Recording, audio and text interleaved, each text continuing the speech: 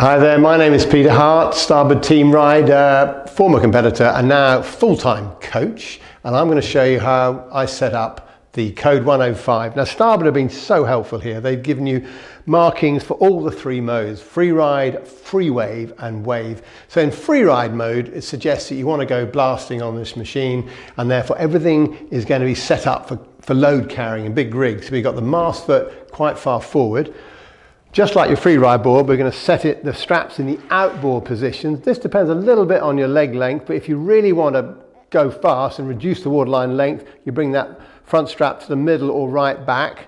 Double back strap, so you can wrap that heel around the apex of the rail and get full power out of the single fin. So you go for the single fin option, blank the other two boxes, and there you are in full speed mode. Now that's wonderful, but if that's all you're going to do, just go blasting, you'd probably be better off going for the Futura or the car, which are speedy boards. But that's a great option to have just in case you've got a few mates or it's that sort of day where they want to go and overtake you, and you can set up for that. But for me, this board comes alive when you set it up in maneuver mode.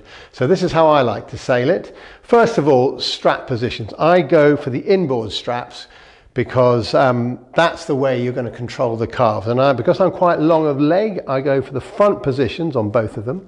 That means that as I drop into a turn with a foot forward, I keep the nose down and engage that part of rail and get that lovely full calf feeling. Also really big, so that front foot goes right across the center line. So the toes are on the leeward side and you can initiate turns with toe pressure. Very important change of a lot of people's technique. The back strap, that's a little bit of sort of personal preference. If you're really in wave mode, you can go right to the back. That gives you that super control of the tail as you go into jumps. A lot of people might find that a little bit too much over the fin. They tend to spin out a bit, especially with the thruster fins. So just dropping it one or even two forward can make it a little bit more controllable. That's up to you. Now let's turn over and have a look underneath. Probably the biggest difference you can make to any board setup is by changing the fins. Now Starboard have very generously given us two fin setups. We've got either the single fin in the center box, in which case you get rid of the thrusters and blank those boxes, or you have it with the three fin setup. Now I think when you're starting out into maneuver-based sailing, if you haven't used a thruster setup before and you're just getting used to the board, it's not a disaster to put in the big central fin. It's that familiar feeling of having something under your back foot to get going, and it keeps you on the plane through the lulls, but it does make you a bit reliant on that pressure. And actually the best thing you can do if you're sailing, if you're looking to move into the waves and tighter maneuvers, is to go for the thruster setup. Now the difference here is you don't get that low speed lift like you'll get from a huge fin. So you've got to bear away more to get going. Then you feel the fins connect, then you can use a bit more pressure. But you don't sail the board as you would a free ride board. You sail it on its windward edge a bit more. So you use this edge here for resistance rather than the fin itself. But when you feel this come into its own is as you drop into turns. There's no resistance. The board just yields to that pressure and over you go. You're not fighting it.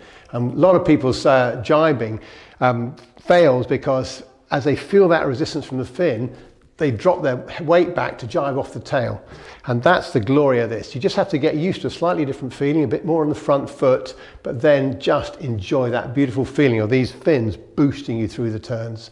Just final thing, they have got markings here suggesting where the fins go.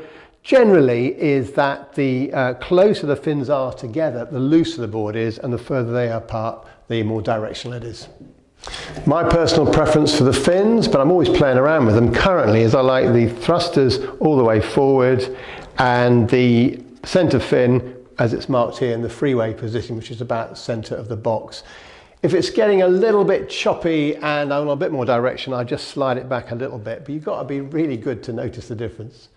So that's about it. Thanks very much for watching this. And can I just say that this Kode is about the most versatile board I've ever used.